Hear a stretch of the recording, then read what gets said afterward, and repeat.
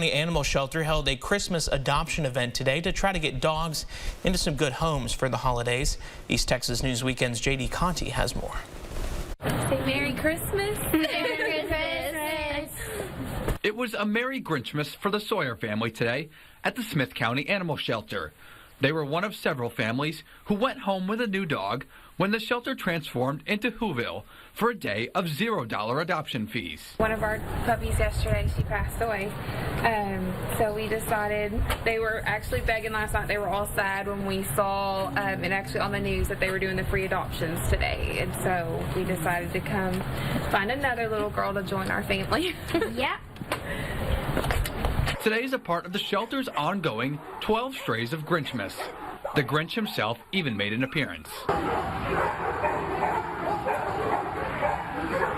Beyond Saturday, they'll be offering $12 adoption fees all month, along with highlighting some of their dogs, like Benedict Who and Grinkle Grass Who. The adoption fees comes with a voucher that is to be redeemed at the Snippet Clinic for the sterilization, the spay or neuter, and the rabies vaccination on the animals that are not already done. Over the past few years, shelters around East Texas are seeing more dogs come through their doors.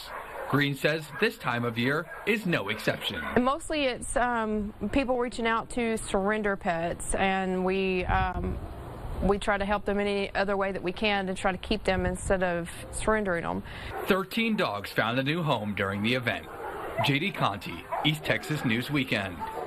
The Smith County Animal Shelter will continue to have adoption fees at just $12 for the rest of December. In addition to the 13 dogs who found homes today, 4 are pending pickup on Monday.